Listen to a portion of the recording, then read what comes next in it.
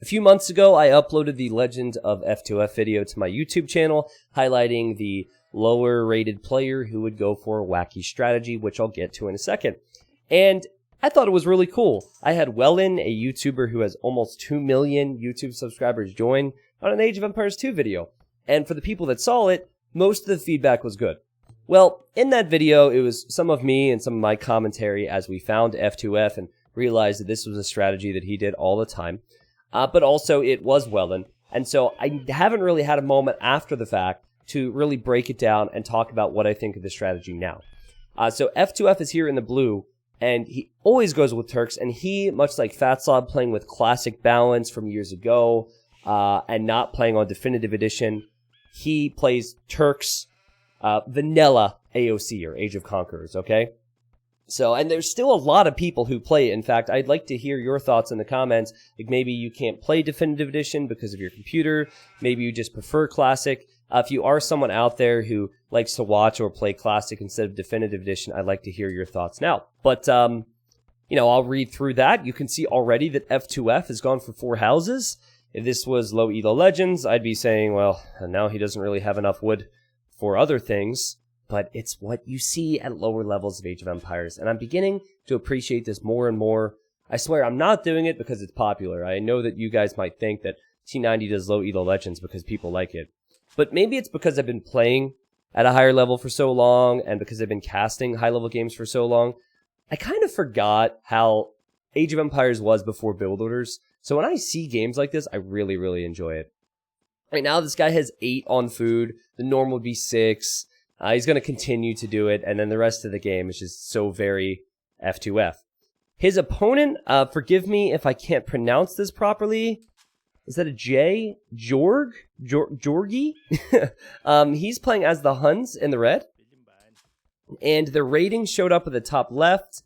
In the game room before they launched, Jorg says 11, good luck. And that could have been because he saw that Turks was picked. And this was on the intermediate ladder on Voobly. So definitely not like the big boy ladder, intermediate. I guess 1400 is pretty high for intermediate, but when I looked at both their profiles, they have quite a few losses as well as a few wins. You see, again, they don't really have build orders, but I think what both of these players realize is that you have to keep your TC producing at all time. Here, Red realizes that he needs a boar, and he garrisons. You know, it's not the best economy we've ever seen, right? So what F2F is known for, I'm going to start talking about now. And also F2F emailed me, and he said he saw the video because he was playing against someone who realized the strategy was happening to him, remembered he had seen the video. I guess the guy said, Google it. And so I got an email a week and a half ago. He says he was laughing out loud. He says it was so cool to see his noob technique winning, which means a lot to me because while I love Age of Empires, I think the bigger thing about creating content and streaming and videos is just people, you know? So I'm glad I could make the guy's day, and he said he was reading through most of your comments on that original vid. So what F2F tends to do is he tends to sneak villagers, and it's not sneak villagers to go for an immediate military building and attack. He just picks a corner, and he just kind of chills out, and then he'll surprise you later on. So I've seen games where he'll send 4 villagers, that's normally what it is, to build a lumber camp in the enemy corner, like over here, and then he'll make a siege workshop, a monastery, he makes Mangonels, monks, and then he sometimes makes a town center, and then he'll eventually drop a castle on you, right? And at a noob level, I think so many people struggle with the basics like scouting. And so if scouting is going to be a struggle, then those types of strategies can work. Whereas at higher levels, there's a couple things that go on. First thing is if someone sees your base doesn't have a military building, but you're in feudal age and on gold, they're going to think about it and say, well, let's look at my base. Maybe he's sneaking, right? That doesn't really happen here. I think sometimes low elo play, 2 people are playing a very much different game, and when they decide they want to fight, they show up to fight, right? But there's no like back and forth as Fatsob loses his scout to the TC, which is another very common thing at low elo, which is why F2F might be able to pull this off. So far, the timings and the villagers actually pretty decent. I mean, the build order is definitely weird. I could be a little bit critical of that, but I won't spend a lot of time in this game focusing on it. But 20 villagers for red, 21 for blue. Yeah, I really have to say that they're doing a good job of keeping their TCs creating at all times. They might not have the builds down, but they're playing flexibly, right? They're being very, very flexible. Okay, if this doesn't tell you that this is a low elo game, I don't know what will. This is a problem that plagues all low elos. Red actually laughs about it. And he's like, okay, well, we both did that. Just beelines right to the TC. And then if you look at F2F scouting, he did the same thing. That is pretty funny. Okay, so is F2F going to go for a sneak? He tends to sneak. If you go for a sneak, you're going to want to get some walls up. And he has a lot to do. He could wall here, he could wall here, here. I mean, that's a lot of walling, right? I think if you're red, you probably would want to go to Feudal Age Pressure, or you'd want to go for a fast castle, so he's going to need to make a decision. This is where having a builder would be very useful, because with a proper 22 population scout build, you could be in Feudal Age about now, making a barracks or already having a barracks, and then making a stable, and then you could get a few scouts out and punish this. Here it is. Here it is, okay? Now, he does this consistently. In fact, he might do this every single game. Every single game I've seen from him, he does this. He just likes the strat. That might give him a lot of satisfaction if he wins with it. I think if you recognize the strategy is high risk, losing might not feel as bad either. I didn't think about that till now. Like, if it's a high risk strategy and you lose, you're kind of expected to lose, maybe? And so it doesn't frustrate you? What's he gonna do? Go to the deer? What? Does he even know they're there? Oh, he doesn't know they're there. But did he... I'm confused by why they are hunters. I guess they were underneath the TC as hunters.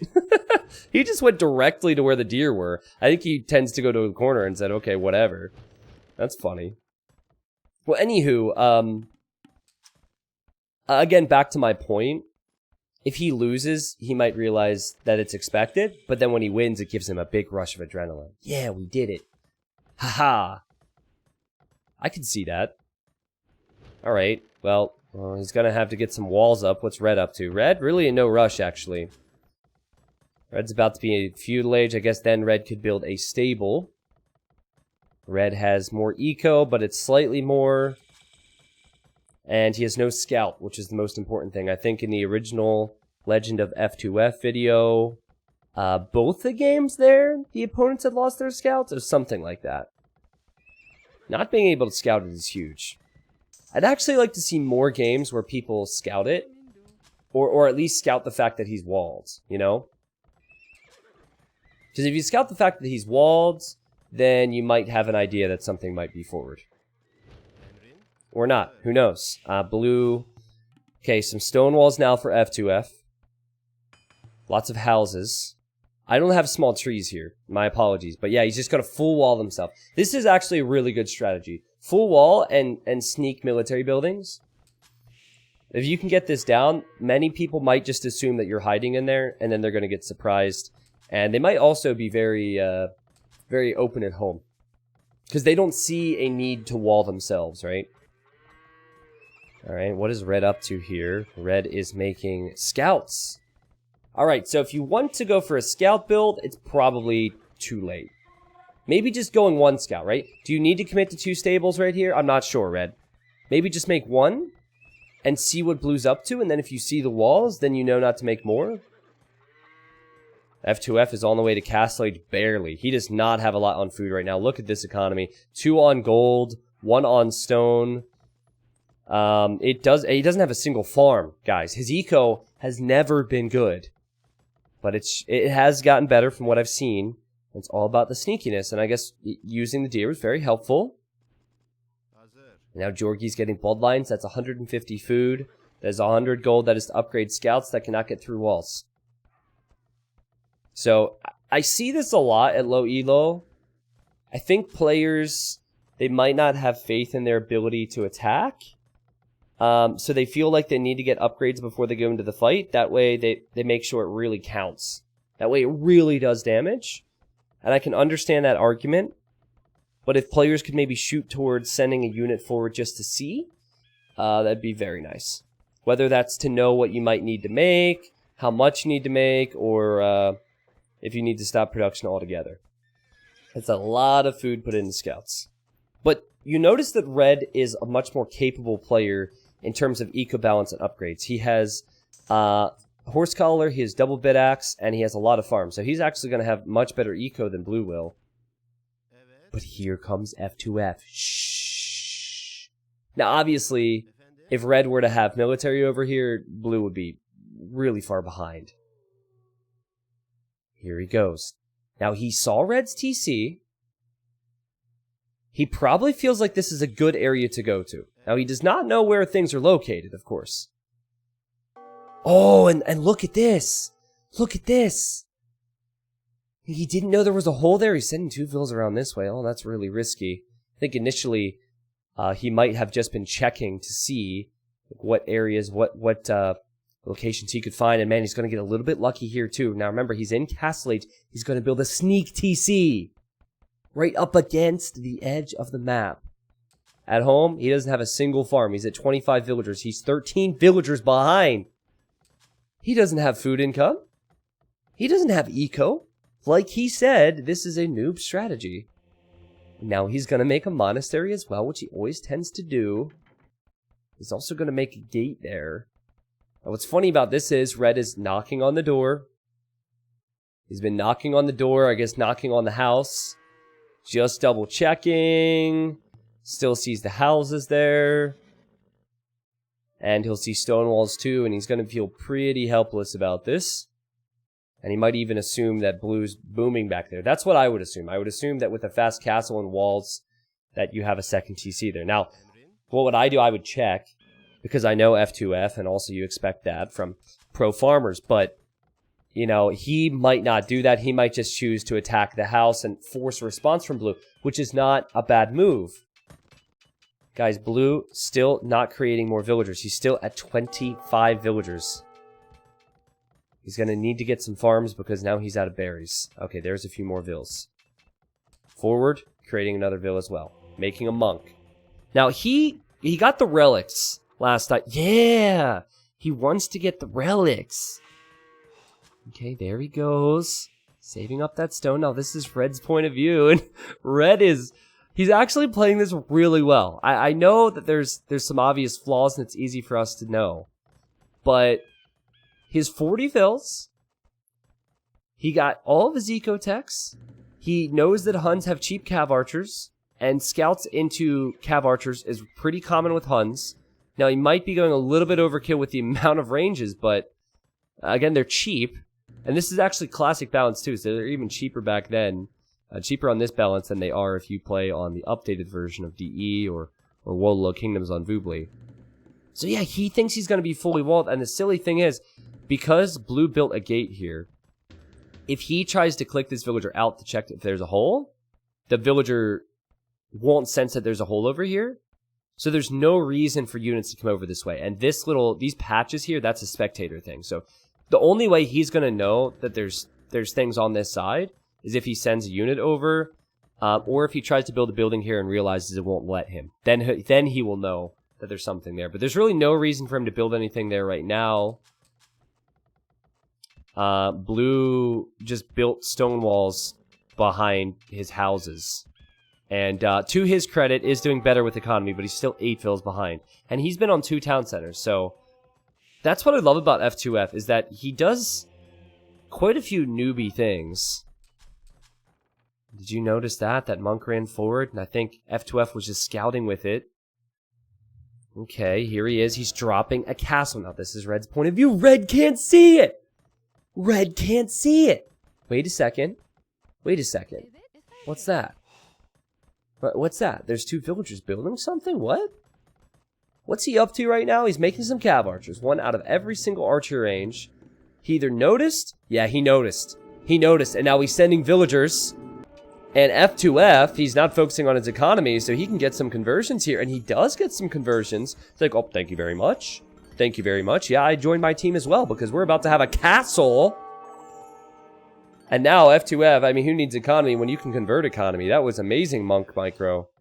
Strikes me as a player who doesn't care about eco and just cares about going all in, heavy focus on all the micro moves. That is a great castle spot. So the guy snuck into the enemy base. Beautiful. Turk monks are not all that special, by the way. They get decent upgrades, but it's not... I think the reason he chooses Turks is because of the gold mining upgrade and because of Janissaries, more than anything. Janissaries is one of the best unique units to do this with. I could see him going with Spanish for this, because Spanish conquistadors are similar. Also, Spanish villagers build faster, so that could be a reason to maybe castle drop or wall up more. But now Red doesn't really know what to do, and if you've ever played this game, you know the panic when you get surprised like this. So he has cav archers, but he doesn't have upgrades in his cav archers yet, and it's impossible for him to engage this. He cannot stop F2F from building a forward town center on his gold. He cannot stop it. Alright, F2F gets one cav archer conversion. Also, the Janissaries are going to do some decent damage here. The scouts actually come in to go after the Mangonel. The scout gets converted, and cav archers get converted as well.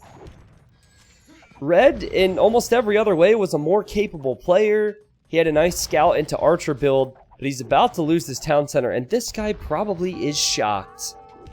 I guess this is one person that hasn't seen the Legend of F2F video. F2F is exactly where he'd want to be. Now, what does he always do? Forward TC, forward Monastery, forward Siege Workshop, forward Castle, and then another in-your-face town center. He does this pretty frequently as well, if you remember. It's crazy. It's crazy. TC in the middle now for Red. He's thinking, well, I can't take my main gold. This is a smart thought. I think my concern for him is that he still doesn't have a way to kill the Janissaries. Janissaries are really strong. They get 17 attacks. So like, F2F strategy revolves around surprising and then killing early. I think that's more possible at this level than it would be at higher levels where players can adapt more. And Red just says 11, GG. I like Red.